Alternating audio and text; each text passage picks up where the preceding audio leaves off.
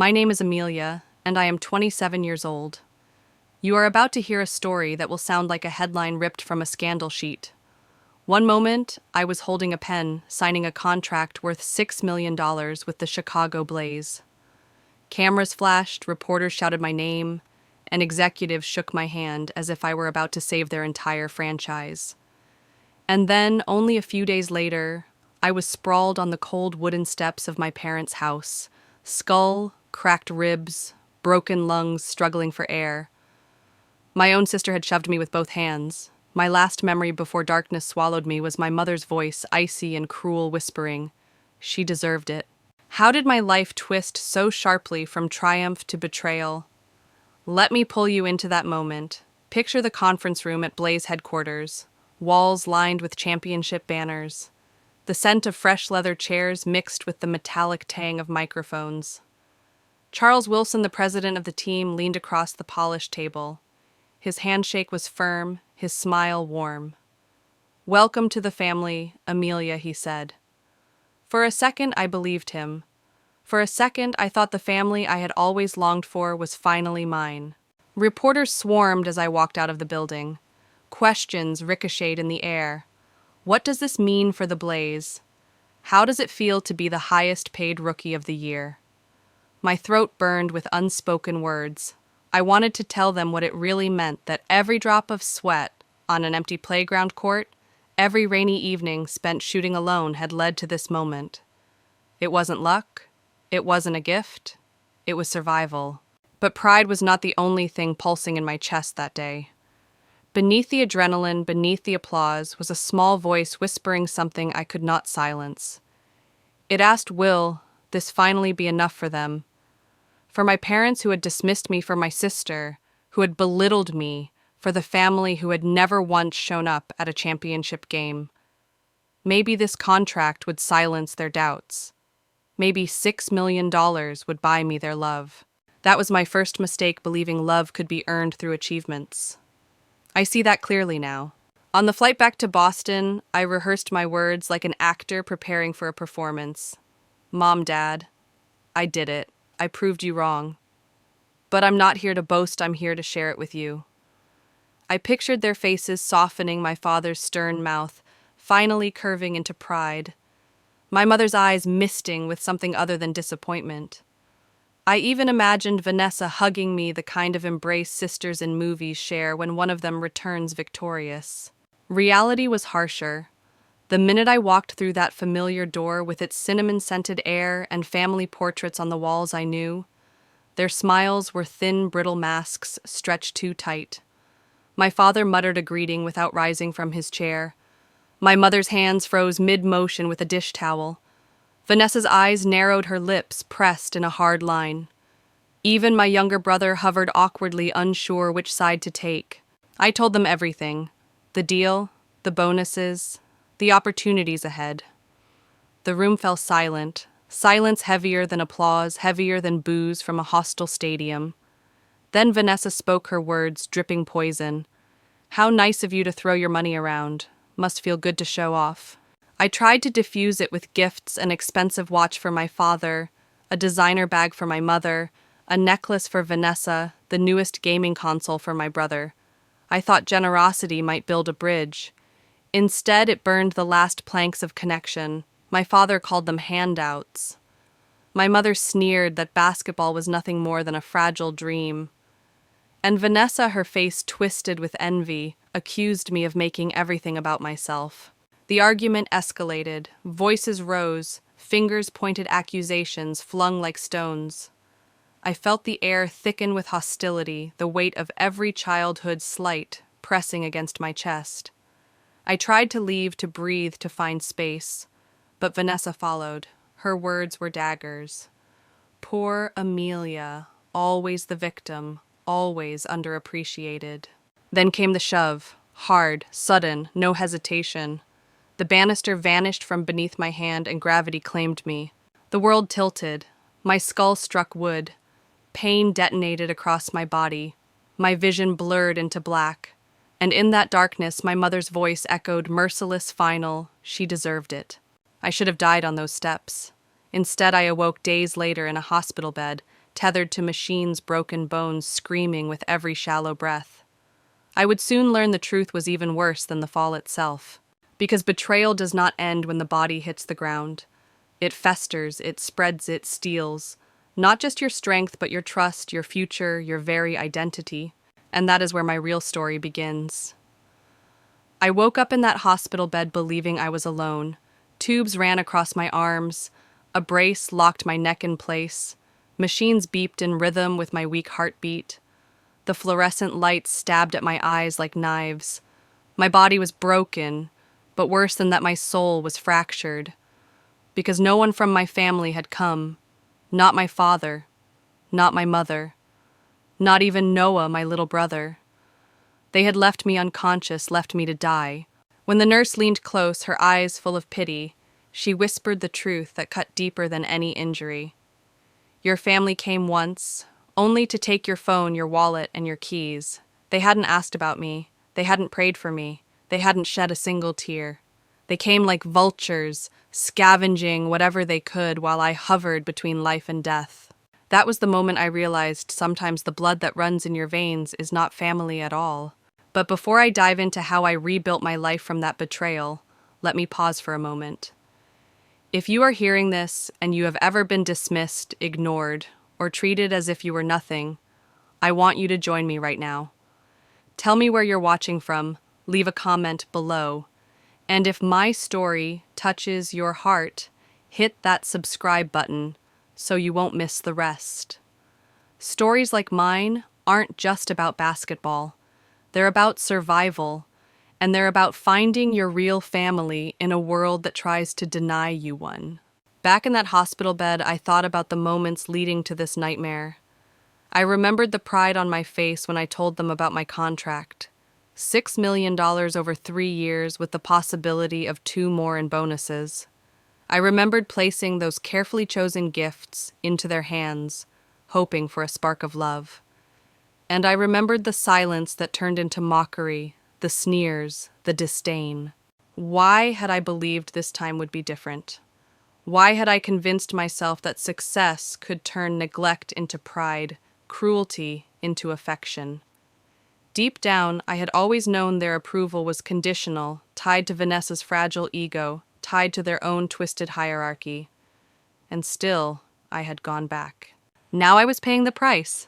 The days that followed were a blur of painkillers and nightmares. Doctors spoke about fractures in my spine, torn muscles, the possibility that I might never return to the court. Each word was a hammer blow, smashing the dreams I had fought for since I was 16. But even worse than the thought of losing basketball was the knowledge that my own family had left me without a word, without even pretending to care. It was Marcus who walked in first, his face pale with fear. He had been searching for me, calling everyday filing reports. When he saw me bruised and broken, he dropped his briefcase and ran to my side. He didn't say, "Why didn't you call?" He didn't ask, "How could this happen?" He only said, "I'm here now, and I will never leave you." Later, Coach Sophia stormed in, her sharp eyes blazing with fury. "They are not your family," she told me. "We are.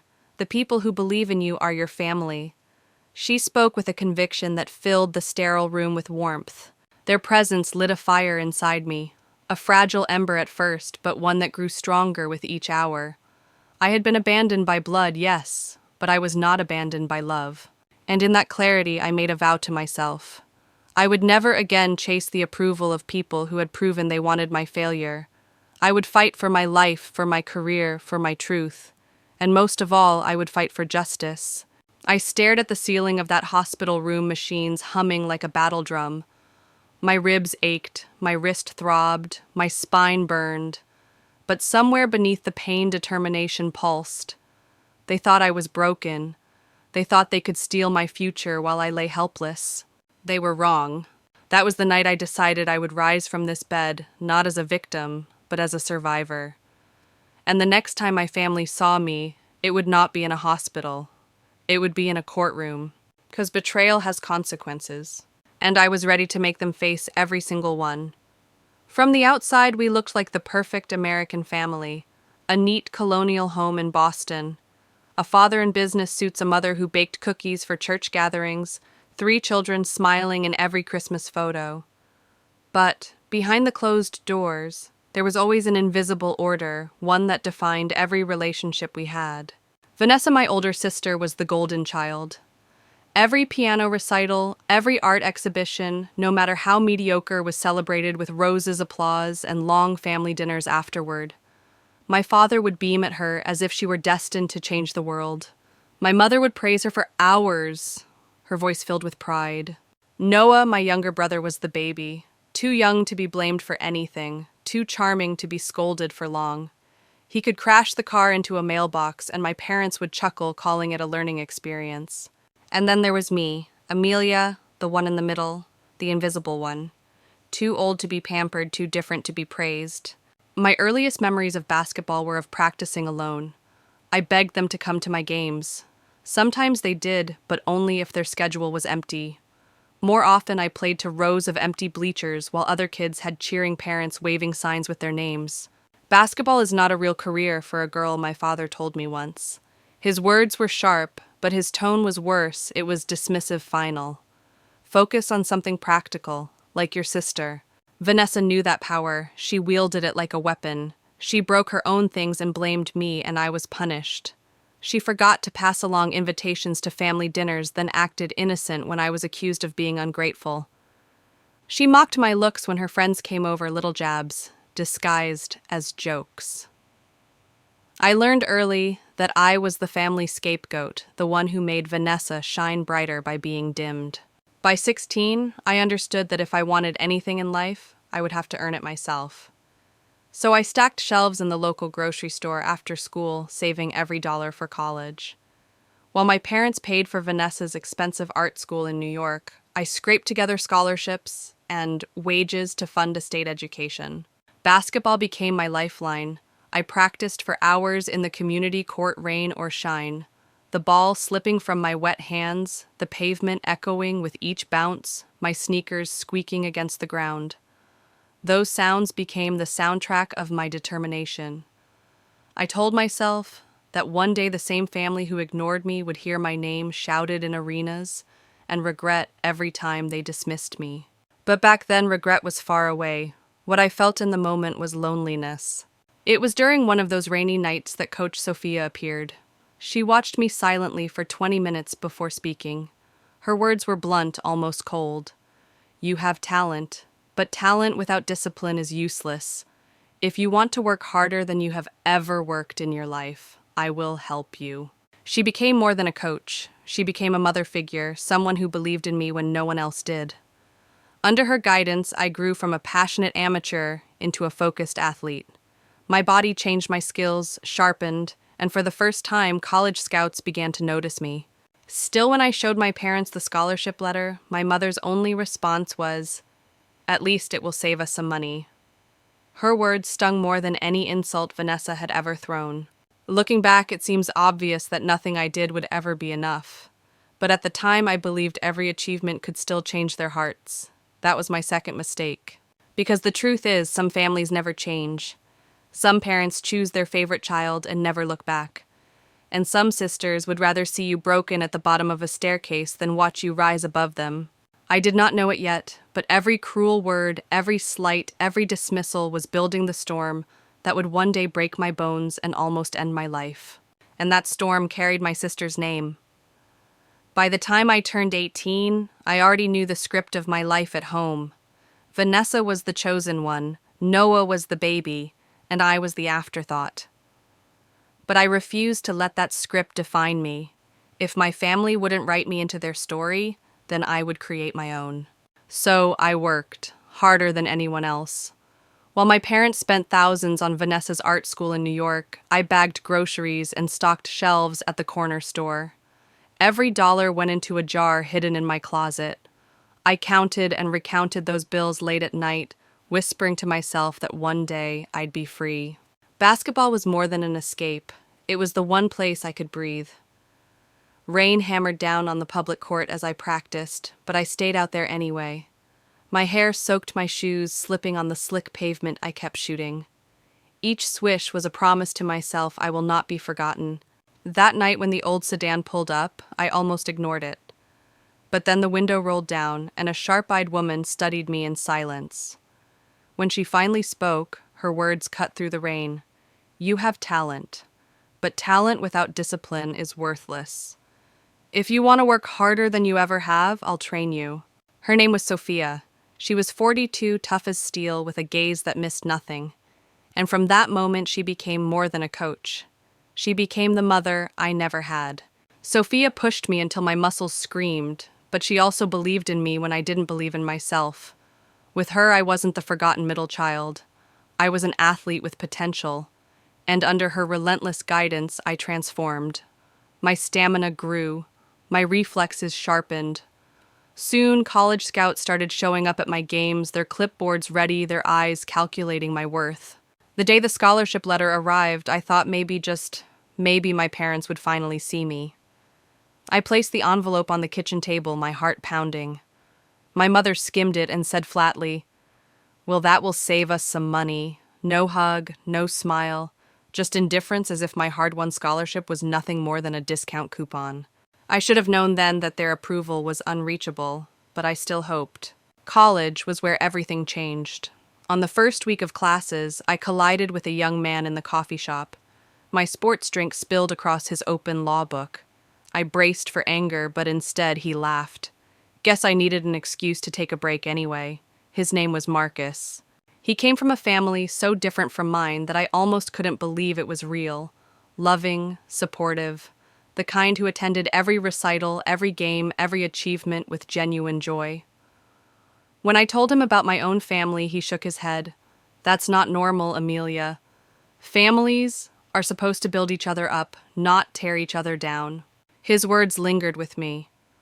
Could it really be true that what I had grown up with wasn't inevitable? That love could be unconditional? Between Sophia's fierce mentorship and Marcus's quiet encouragement, I thrived. On the court, I became a star player, breaking school records and drawing the attention of professional scouts. Off the court, I earned a degree in sports management, my safety net if my body ever failed me. But deep inside, I still carried that restless ache. The desire for my parents' pride. The longing for my sister's respect. No matter how many points I scored, no matter how many scouts whispered my name, I kept hoping that one day my family would finally say, "We're proud of you." I didn't know then that this hope would become my undoing, that it would lead me back to the same house, the same staircase, the same people who had already shown me who they were. But at that time in college, I only saw the horizon. I saw possibility. I saw a future where my name was on everyone's lips, and for once, I believed I deserved it. The years that followed were a blur of practices, late nights, and relentless focus. I wasn't just another player on the roster anymore. I was the player. Reporters started calling me the girl who never stops. Fans stayed after games to ask for autographs. I was breaking records my school hadn't touched in decades. But the moment that changed everything came during the National College Championship. We were down by 2 points, 10 seconds on the clock. The arena roared so loudly that I could feel the vibrations in my bones. The ball landed in my hands at the three-point line. Time seemed to freeze. I faked right, pivoted left, launched the shot as the buzzer screamed. Silence. The ball cut through the air like a destiny written in motion. Then swish. The net snapped and the arena exploded. My teammates crushed me in a storm of hugs and screams. We had won the championship, and I was the hero. Cameras captured every angle. Sports networks replayed it for weeks. Suddenly, everyone wanted a piece of me. That night, 3 professional scouts slipped their business cards into my hand. One of them was from the Chicago Blaze, a team desperate to rebuild its reputation. Their interest was flattering, but Marcus was the one who whispered the truth in my ear. This is only their opening move. Don't accept the first offer. You're worth more than they're showing you. Negotiations stretched for months. Contracts passed across desks. Each time the Blaze came back with a revised deal, Marcus dissected it line by line, circling weak clauses, pointing out where they were holding back. "You are the best rookie this season," he reminded me. "They need you more than you need them." Coach Sophia echoed the same sentiment. They're already designing plays around you, she said. Trust me. They're not going anywhere. Finally, the deal landed in my lap. $6 million over 3 years. Performance bonuses that could add another $2 million. Cameras flashed as Charles Wilson, the president of the Blaze, shook my hand. His voice carried weight when he said, "Welcome to the family." I should have been celebrating. I should have been flying. But a hollow ache pulsed in my chest. Because no matter how many reporters cheered, no matter how many fans screamed my name, there were still 4 people whose pride I craved the most. My father, my mother, Vanessa, even Noah. I told myself maybe this would finally be enough. Maybe the number 6 million was large enough to erase years of neglect. Maybe now they'd see me not as the forgotten middle child, but as someone who had earned her place at the table. On the night of my signing, I walked alone back to my hotel room contract folder pressed against my chest. Marcus called, his voice gentle. "Are you sure you want to go home with this news? You know who they are. I don't want them to ruin this for you." "I have to try," I whispered. "Maybe this time will be different." But here's where I want to stop and turn to you. Have you ever chased approval from someone who has never given it? Someone who withholds love, no matter what you achieve. Tell me in the comments, because I know I'm not the only one who's been there.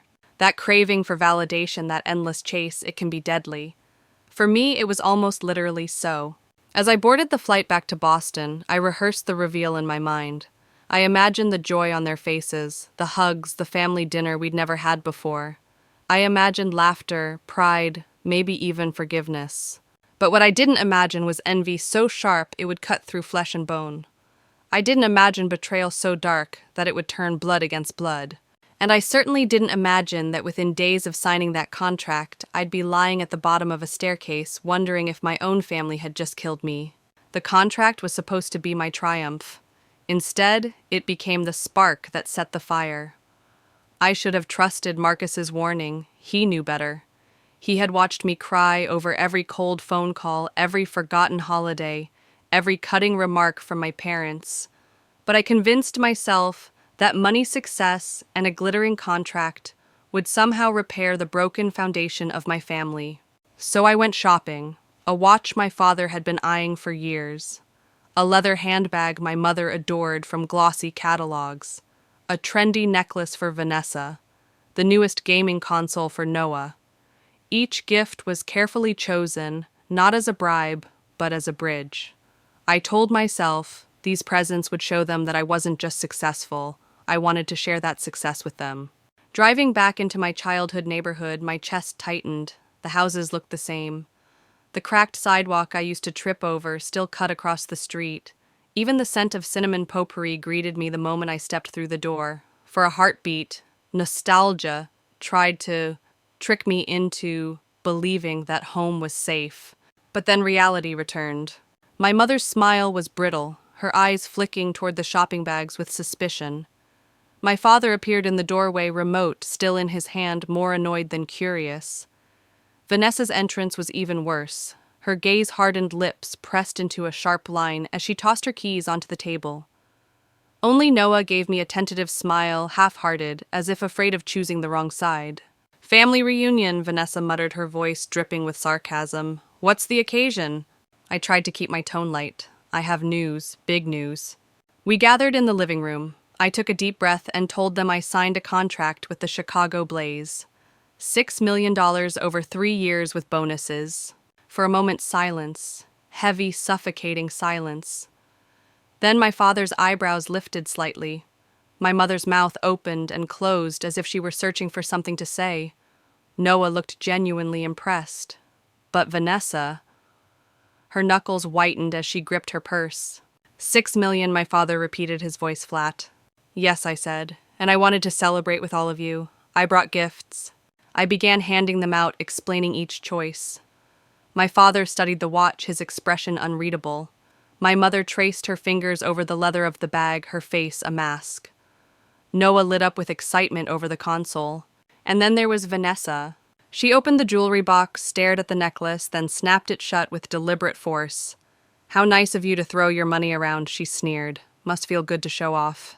The words sliced through me. That's not what I meant. I just wanted to share. Share your happiness. She cut me off, her voice rising. It's always about you, isn't it? Even when you're gone, it's Robin this, Robin that. From your precious coach. From your perfect boyfriend. Meanwhile, I'm stuck here working a dead-end job, invisible.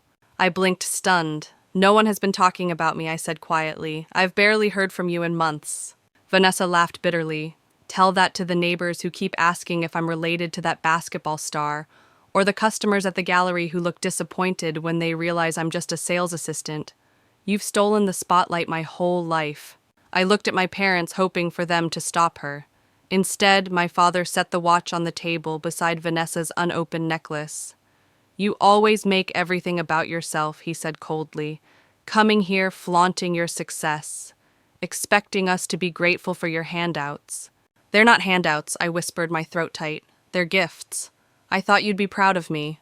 My mother's voice chimed in, sharp and dismissive. Proud that you wasted years on a career that could vanish the moment you get injured. Proud that you're living a fantasy while your sister is working hard at something stable and meaningful.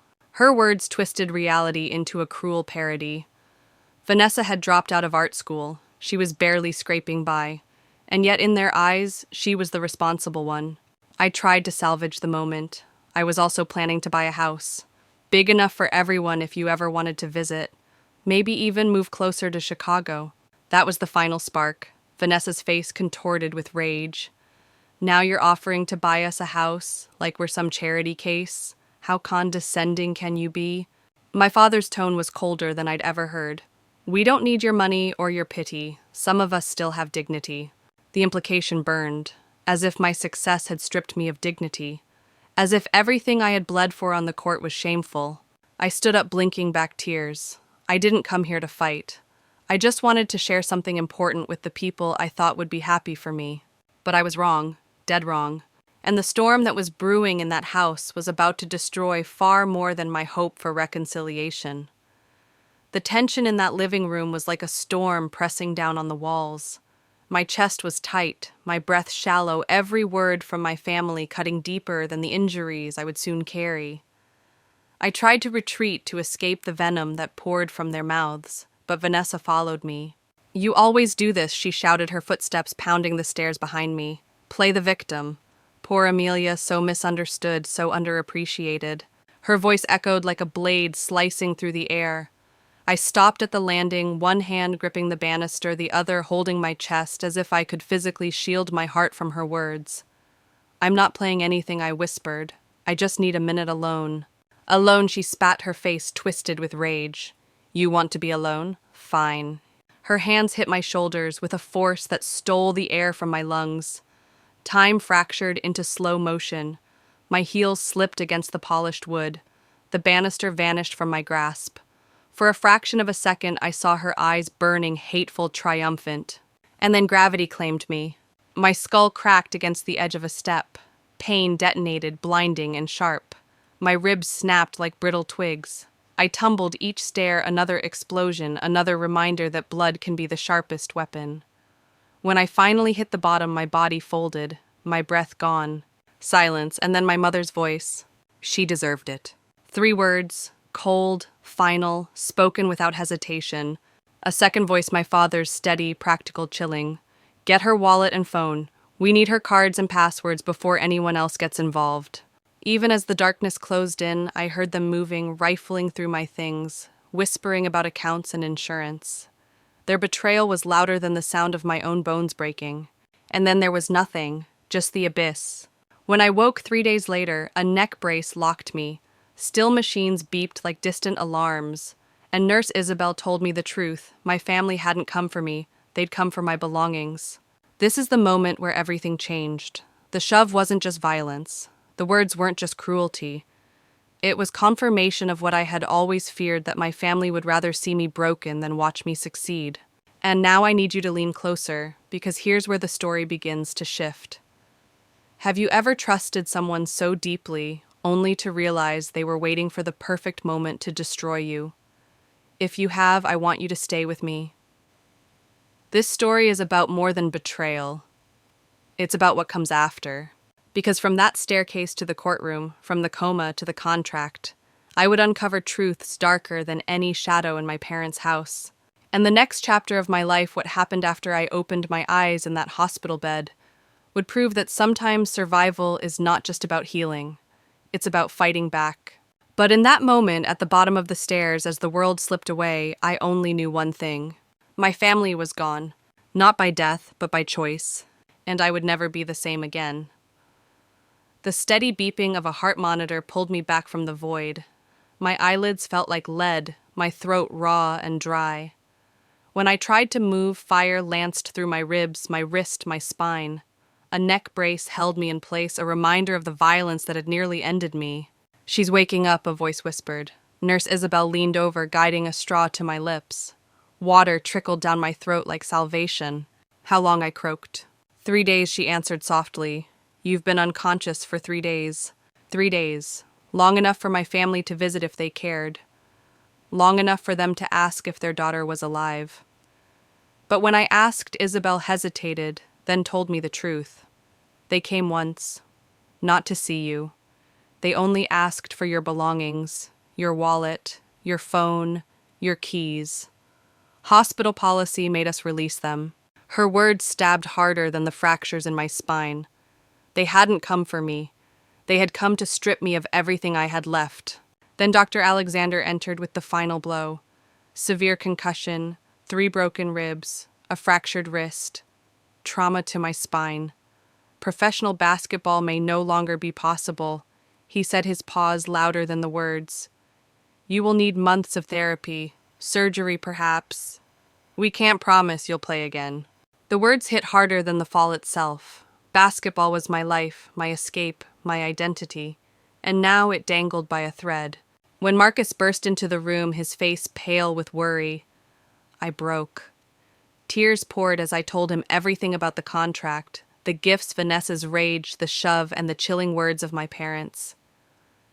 He listened in silence, jaw clenched, his hand gripping mine so tightly I could feel the tremor of his anger.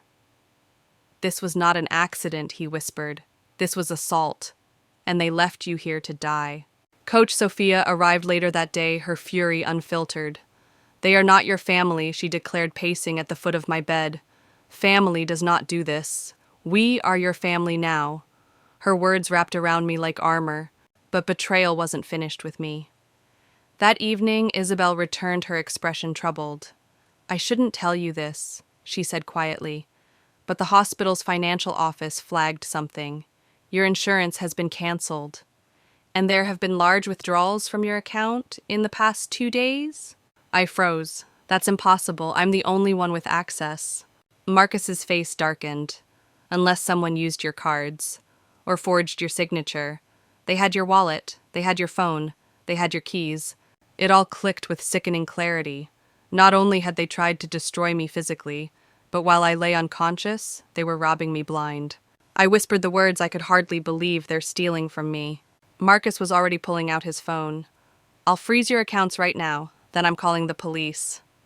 His voice was steady, but his eyes burned with fury. As he stepped out to make the calls, I lay back against the pillows, my body screaming with pain. Yet beneath the agony, something new was forming, a cold, sharp resolve. They had broken my bones. They had stolen my money. They had left me for dead. But they had made one mistake. They hadn't killed me. And as long as I was alive, I still had a voice. I still had the power to fight. So I vowed right there in that hospital bed, bruised and bandaged, that I would never again chase their approval. I would never again beg for love they were incapable of giving. From this moment forward, I would stop being the forgotten child. I would become the storm. And when my family finally saw me again, it wouldn't be as their victim. It would be as their accuser. The following morning, Marcus returned with a stack of papers and a grim expression. They drained almost everything he said. Checking account, credit cards, even attempted to touch your investments. Total damage, nearly $80,000. I stared at the ceiling, my chest rising and falling in shallow breaths. It was no longer just betrayal, it was robbery, deliberate and cold. They hadn't been satisfied with pushing me down the stairs. They wanted to erase me entirely, body and bank account. "I want to press charges," I told him, my voice trembling but firm. against all of them. Vanessa for assault, my parents for theft and fraud. Every single one of them needs to face consequences. For the first time in days, Marcus allowed a small, grim smile. I was hoping you'd say that. I already contacted a friend in the district attorney's office. We'll build this case piece by piece. Detective Rivera from the Boston Police Department arrived later that afternoon. He was calm, steady, with the weary eyes of someone who had seen too many broken families. You're saying your sister deliberately pushed you with the intent to cause serious harm, he repeated after listening to my statement. And your parents not only failed to seek medical attention, but also stole your personal property and financial assets afterward. Yes, I confirmed. And my brother Noah saw it happen. He can testify. The detective nodded, jotting notes. We'll also need evidence to back this up. Marcus leaned forward. We have bank records showing unauthorized withdrawals. Hospital staff can confirm they came only for her belongings. That establishes theft. There might be something else, I said, suddenly, a memory flickering. Our neighbor, Mrs. Jenkins. She has a security camera facing our front door. It might have caught everything that night. Rivera's eyes sharpened. That could be huge. I'll look into it immediately. Later that evening, Marcus came back into the room, his face lit with a spark of hope. Mrs. Jenkins still has the footage. She's giving it to the police right now. And there's more. Your phone, the one they stole. It was recording. The voice memo app was running. He pressed play. My stomach twisted as I heard Vanessa's voice, sharp and venomous. Poor Amelia, always the victim. Then the sounds, the shove my cry, the sickening thuds of my body hitting each step. And then my mother's chilling words. She deserved it. Followed by my father's cold command. Get her wallet and phone. We need her cards and passwords. Hearing it made my blood run cold, but it was also the validation I needed. Proof. Their own voices sealing their fate. Marcus closed the phone, his eyes blazing. This is better than any witness. They condemned themselves. For the first time since the fall, I felt something I hadn't dared to feel. Power. The police had the evidence. The DA was preparing charges. My family's empire of lies was beginning to collapse. And yet as I lay in that hospital bed, pain ricocheting through my body, I wondered what would you do in my place? If your own family had left you for dead and stolen everything you owned, would you fight them in court, or would you walk away forever? Tell me in the comments. I need to know I'm not alone in this. Because I wasn't just building a legal case. I was building the courage to face the people who had tried to destroy me. And when I did, it wouldn't be in private. It would be under the bright lights of a courtroom with the world watching. The girl they had dismissed, mocked, and shoved down the stairs was about to rise. And this time, I wouldn't fall. The days that followed blurred into a routine of hospital checks, police interviews, and endless paperwork. My body was weak, every movement a reminder of the damage Vanessa had done. But my mind had never been sharper. For the first time, I wasn't just reacting to my family's cruelty. I was preparing to strike back. Marcus transformed into something more than my boyfriend. He became my shield. I would wake in the middle of the night to find him at the small table in my hospital room laptop, open notes scattered around him. I'm building the case, he'd say softly, his eyes red but determined. Piece by piece. We're going to bury them with evidence. Sophia was no less relentless. She split her time between sitting at my bedside and storming into meetings with the Chicago Blaze. They are not dropping you, she told me firmly. Not after everything you've bled for. If they think they can void your contract because of this, they'll have to go through me first. But while Marcus and Sophia waged war inside, I faced a different battle, my body versus the damage. Dr. Alexander ordered scans, therapy exercises, and endless examinations. You'll need surgery, he told me, his voice professional, but tinged with sympathy. Even with the best outcome, professional basketball will be difficult. Your spine will never take the same level of stress again. His words were knives. Basketball wasn't just a sport for me, it was my lifeline, my identity. Without it, who was I? I turned my face toward the window, blinking back tears. They didn't just hurt me, I whispered to Marcus later. They stole everything I worked for, my career, my future. Marcus took my hand, his grip strong. Then we'll make them pay for every single thing they took. You may not be able to play right now, but that doesn't erase who you are. You are still Amelia. You are still fire. It was Sophia who reminded me that sometimes when one door closes, another one cracks open. You can't control what they did to you, she said, her tone unyielding. But you can control what you do next. You can fight. You can rebuild. And you can come back stronger, even if it looks different from before. The police investigation moved quickly. Detective Rivera returned with good news. Mrs. Jenkins's security footage clearly showed Vanessa's shove. The audio from my phone sealed the story. Combined with bank records and hospital testimony, the case against my family was rock solid. Arrest warrants were issued. And yet I wasn't ready, not emotionally. The thought of seeing them again made my chest seize.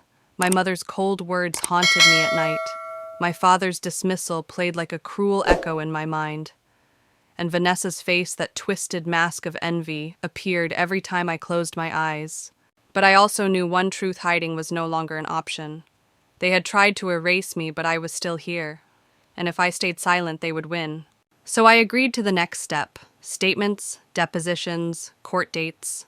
Late one night, as Marcus flipped through yet another stack of legal documents, I asked him quietly, "Do you think I can ever move past them?"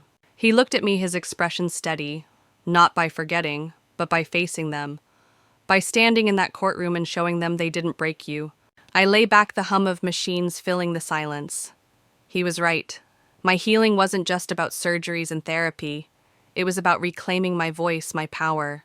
And deep down, I knew something else. The girl who had once practiced in the rain for hours, ignored and forgotten, hadn't gone anywhere. She was still here, bruised, scarred, but alive, and she was ready for the fight of her life. 5 days after I regained consciousness, the air in the hospital shifted. Nurse Isabel rushed into my room, her face pale. "Your family is here," she whispered urgently. "All of them. They're demanding to see you." My chest clenched. The heart monitor betrayed me, beeping faster, louder. Marcus, who had been reviewing notes in the corner, shot to his feet. "They have no right to be here," he snapped, already reaching for his phone. "There's a restraining order in place. I'll call Detective Rivera right now." Even before he finished, voices thundered down the hall. My father's booming authority, my mother's sharp, shrill protests, Vanessa's venom. "She is our daughter. We have every right to see her. This is all a misunderstanding. She's confused from the medications. I never pushed her. She's lying about everything." Their words slashed through the sterile corridor, and my body shook with fear. I had faced screaming crowds, impossible defenses, crushing defeats on the court, but nothing compared to this terror. What would they do if they made it inside my room? The doorknob rattled. I sank back into the pillows, my breath short, my ribs aching with every gasp. The monitor shrieked with my panic. Then another voice cut through the chaos, calm, firm, commanding. "Kenneth Coleman, Linda Coleman, Vanessa Coleman. This is Detective Rivera, Boston PD. You are in violation of a court order. Step away from the door immediately." Silence, heavy, uncomfortable. And then the sounds of muttering, retreating footsteps, followed by the officer's no-nonsense tone. "You can leave on your own, or you can leave in handcuffs. 10 seconds to decide." The corridor fell quiet again. A knock, gentle this time, Miss Coleman Rivera said. "Your family is being escorted out. May I come in?" When I gave permission, he entered with another officer standing guard by the door. His face carried both professionalism and something almost fatherly. "Are you all right?" I nodded weakly, though my hands were trembling. "Thank you," I whispered. He set his notepad on the bedside table. I was already on my way. "The DA has decided to move forward with all charges. Your sister will face aggravated assault. Your parents will face theft, fraud, and criminal negligence. After tonight, I'll be pushing for denial of bail as well." His words should have brought relief, and in some ways they did. But they also stirred something else, a profound grief for the family I never really had. Marcus returned to my side once Rivera left. He brushed a hand over my arm gently. "It's almost over. Soon they won't be able to hurt you anymore." I stared at the ceiling, blinking back tears. "It's never really over, Marcus. They're still my family. The people who raised me, the ones who should have loved me." My voice cracked. How do I ever get past that? He didn't hesitate. By building something better. By surrounding yourself with people who celebrate your success instead of resenting it. By creating a family based on love, not blood. His words sank deep into my heart. And in that moment, for the first time since the fall, I realized he was right. I might never erase the scars, but I could choose what came next. Still, fear lingered. My parents had been escorted out, but I knew this wasn't the last time I would see them. That moment would come soon enough under the harsh lights of a courtroom in front of a judge with the world watching. The thought terrified me, but it also fueled me, because I knew when that day arrived, I would not be the broken girl at the bottom of the stairs. I would be the woman who rose from it. 6 weeks after the fall, I found myself being wheeled into a courthouse. The bright marble floors and echoing halls felt colder than the hospital ever had. My spine still ached from surgery, my ribs burned with every shallow breath, and yet nothing compared to the weight pressing on my chest today. I would face them. Reporters crowded outside the doors, their cameras flashing, voices rising with questions. Is it true your sister pushed you? What do you want to say to your parents? How much money did they steal? Marcus pushed my wheelchair, firmly shielding me with his body. But I raised my chin. I wasn't hiding anymore. The courtroom was already packed. Spectators whispered the scandal too sensational to ignore a rising basketball star betrayed by her own blood. Assistant District Attorney Jillian Carter leaned down beside me. They'll try to twist the story, she warned. They'll claim it was an accident, a family argument gone too far. They may even try to paint you as ungrateful, but we have the evidence. The truth is on our side. Then the side door opened and they walked in. My parents dressed in somber clothes, faces stiff with false dignity. Vanessa, her defiance thinly veiled her eyes, darting around the room like a cornered animal. For a moment I saw not my family, but strangers who had nearly destroyed me. The charges were read aloud. Aggravated assault for Vanessa, theft, fraud, and criminal negligence for my parents. All three pled not guilty. Their lawyers spun arguments about misunderstandings, about emotional outbursts, about protecting me by taking my belongings. But the mountain of evidence was against them. First came the security footage from Mrs. Jenkins. The video clearly showed Vanessa shoving me at the top of the stairs. Then came the audio recording from my phone, my mother's voice cold and clear. She deserved it. My father's command followed, equally damning. Get her wallet and phone? Gasps rippled through the courtroom. I didn't watch their faces. I listened. The tightening of my father's jaw, the rustle of my mother's tissue as she pretended to cry, the sound of Vanessa's breathing quickening as panic set in. For years I had been silenced in that house, but here their own voices condemned them. And then something unexpected happened. The courtroom door opened quietly, and Charles Wilson, president of the Chicago Blaze, entered. He nodded once when our eyes met a silent message. We still believe in you. My heart stuttered. Even after everything, I wasn't alone. When it came time to discuss bail, ADA Carter stood tall. Your Honor, the defendants have already demonstrated a willingness to harm the victim and exploit her vulnerable state. They even attempted to violate a restraining order at the hospital. They represent an ongoing threat. The judge agreed, bail denied. They would remain in custody until trial. For a brief second, I felt the air return to my lungs. They couldn't touch me, not for now. But the trial ahead loomed like a storm on the horizon. As I left the courthouse, Marcus leaned down and whispered, We're winning, but this is only the beginning. He was right. This battle wasn't just about money or contracts. It was about reclaiming my life. And yet, as much as I wanted to believe the worst was over, something deep inside me knew the story wasn't finished. Because family doesn't just vanish when the judge slams the gavel. The scars they leave linger, and sometimes the deepest twists are still waiting in the shadows. Stay with me, because what came next was a twist even I didn't see coming. The trial stretched over months. By the time it began, I had already endured 3 surgeries on my spine and countless hours of physical therapy. I walked with a cane now, each step stiff but deliberate. And when I entered that courtroom, the same place where they once held all the power, I carried myself with a strength they could never steal. Vanessa sat at the defense table, her once arrogant expression crumbling, as the evidence played again for the jury. My parents tried to look like grieving victims, my mother dabbing her eyes with a tissue, my father sitting stone-faced. But truth was heavier than their masks. The audio recording rang through the silent room. She deserved it. Get her wallet and phone. Gasps rose again from the gallery. I forced myself not to look away. For years I had avoided their cruelty by shrinking into silence. Now I met it head-on. The prosecution presented the financial records. Withdrawals, forged signatures, canceled insurance, all traced back to them. Nurse Isabel testified about how they only came to collect my belongings, not to ask if I was alive. Mrs. Jenkins took the stand to confirm her camera footage.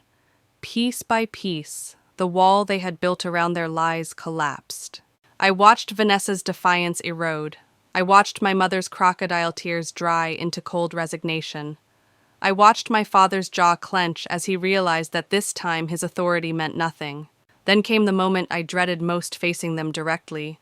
The defense called me to the stand, hoping to rattle me, to twist my words into weakness. I swore an oath, sat down, and let them try. Isn't it true, their lawyer pressed, that this was just a heated family argument? That emotions ran high, and your sister acted without thinking? No, I said clearly, my voice steady. She looked me in the eyes before she pushed me. She wanted to hurt me. The lawyer tried again. And your parents? They were simply holding your belongings for safekeeping, weren't they? I leaned forward, meeting his gaze. If that were true, why did they cancel my insurance? Why did they empty my accounts? Why did they discuss my passwords while I lay unconscious? That's not safekeeping. That's theft. The jury watched me, eyes wide, nodding. For the first time in my life, strangers believed me more than my own family ever had. When closing arguments ended, the verdict came swiftly. Vanessa, guilty of aggravated assault. My parents guilty of theft, fraud, and criminal negligence. The sentences were heavy: 5 years for Vanessa, 3 years each for my parents. Restitution orders followed. The money didn't matter. What mattered was the acknowledgement, the public record of their betrayal. It wasn't just my word against theirs anymore. The world knew. Walking out of that courthouse, cane in hand, Marcus steady at my side, I felt lighter than I had in years. Not because justice erased the pain it never could, but because I had finally stopped being silent. And yet, even as the gavel fell and the courtroom emptied, I knew this wasn't the end. Scars don't vanish with a verdict. Families don't disappear with a prison sentence. Their shadow lingered. Letters would come. Attempts at excuses, at shifting blame, at rewriting history. The trial had given me justice, but healing that was a different journey. And as I stepped into the sunlight outside the courthouse, facing the cameras, the reporters, the endless questions, I realized something important. The story wasn't just mine anymore. It belonged to everyone who had ever been betrayed by the people they trusted most. Because if family can break you, then chosen family, the people who stand by you in your darkest hours, can help you rise again. 18 months after that night on the staircase, I walked slowly, carefully, but on my own, onto the Chicago Blaze practice court. Not as a player, not yet, but as Coach Amelia Coleman, assistant player development coach. The path to that moment had been brutal. 3 spinal surgeries, endless hours of physical therapy, mornings when the pain made it impossible to get out of bed, nights haunted by the echo of my mother's voice, my father's command, Vanessa's shove replaying in my dreams. But step by step I fought my way back, from wheelchair to walker, from walker to crutches, from crutches to cane. And finally, unassisted steps, shaky, but mine. The trial had ended 6 months earlier. Vanessa was serving a 5-year sentence, eligible for parole after 3. My parents had each received 3 years. Restitution orders followed, but I never cared about the money. What mattered was accountability. Their names on court records, their crimes etched into history. Proof that I hadn't imagined it. Proof that I mattered. Letters arrived in prison envelopes. My mother wrote often, pages filled with self-pity and accusations that I had destroyed the family. I stopped reading after the 3rd one. My father never wrote at all. Pride or shame, I didn't know. But Noah surprised me. 6 months after sentencing, he reached out through Marcus.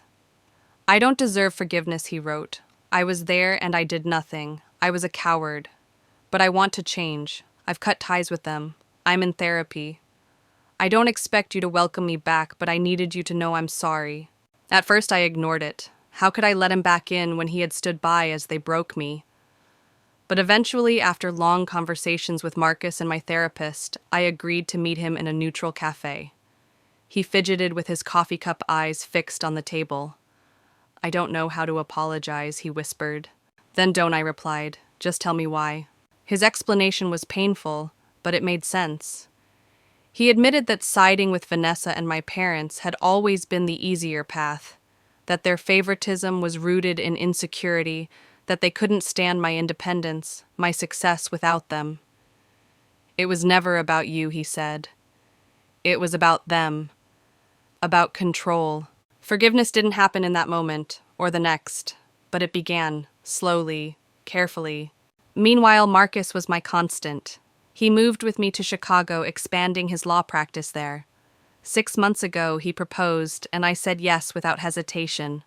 Our bond had been forged in fire. Sophia never left my side either. She became my mentor in coaching, guiding me as I transitioned from player to teacher.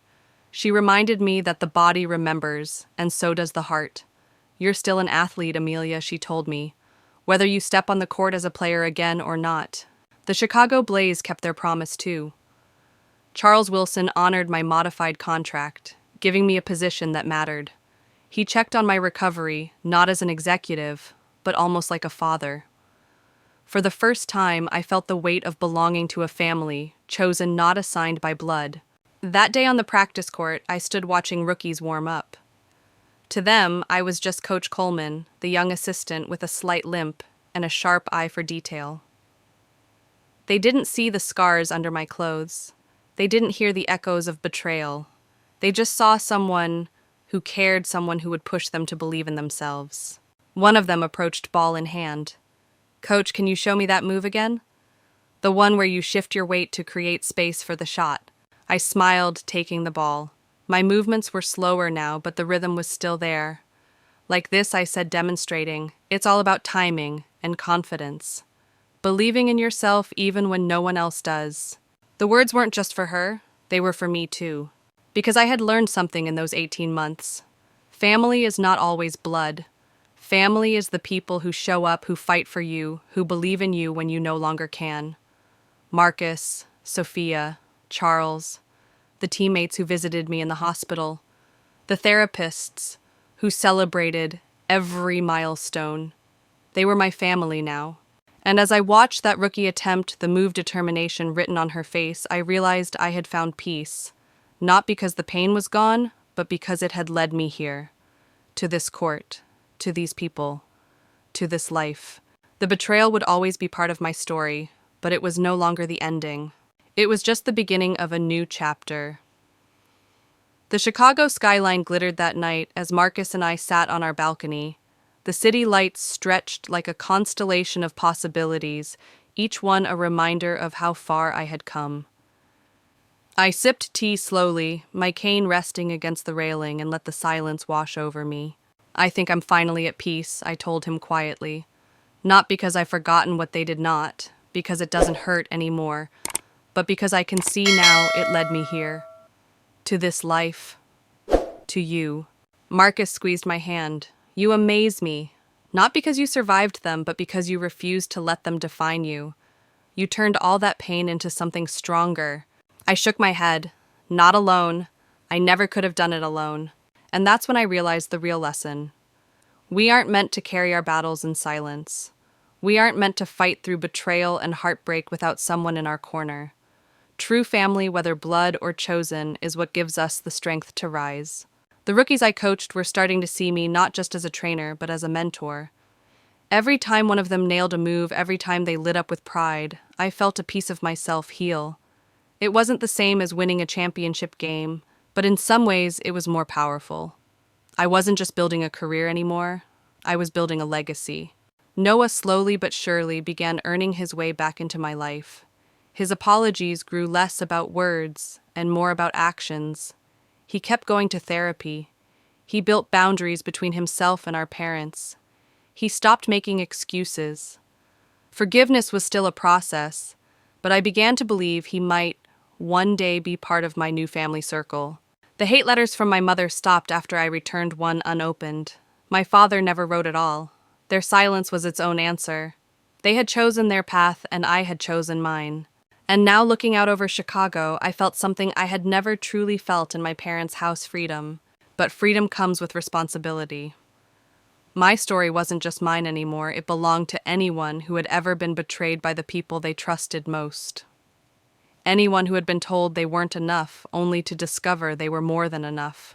So I'll turn to you now. Have you ever been broken by the very people who were supposed to protect you? Have you ever had to rebuild from ashes you didn't set? Share your story in the comments, I want to hear it. Because healing begins when we stop hiding. And if you've stayed with me this far, you know this isn't just about one fall down a staircase. It's about every fall we take in life and how we choose to rise again. This chapter is closing, but my journey continues. And if you're ready to hear how I turned my scars into a new kind of strength and how I found family in the most unexpected places, then don't stop here. Click on the next story, because what happened after I reclaimed my voice will make you believe that even the deepest betrayal can lead to the brightest beginning. The air was cool that evening as I stood at the edge of the practice court, the echo of bouncing basketballs filling the gym. The rookies had gone home hours ago, but I stayed behind, ball in hand. Slowly, carefully, I dribbled, shifted my weight, and took a shot. The ball arced, kissed the rim, and slipped through the net. It wasn't the flawless swish of my college days. My movements were slower, deliberate, but it was enough. I smiled not because I had scored, but because I had reclaimed a piece of myself. For so long, my worth had been tied to my parents' approval, to their impossible standards, to their silence. I had begged for scraps of love, twisting myself into knots to earn what should have been freely given. And when I finally soared, they tried to break me for it. But here's what I learned: family is not always blood. Family is the people who show up when you are broken, the ones who fight for you when you cannot fight for yourself. The ones who remind you that scars are not the end of your story, they are the proof you survived. Marcus, Sophia, Charles, my teammates, my therapists, they were my family. They reminded me that freedom is not about cutting ties with the past. It's about choosing who walks beside you into the future. As the lights dimmed in the gym, I tucked the ball under my arm and whispered to myself, I am free. And for the first time, I truly believed it. Because the girl who was left for dead at the bottom of the stairs was gone. In her place stood a woman who had risen and who would never fall the same way again.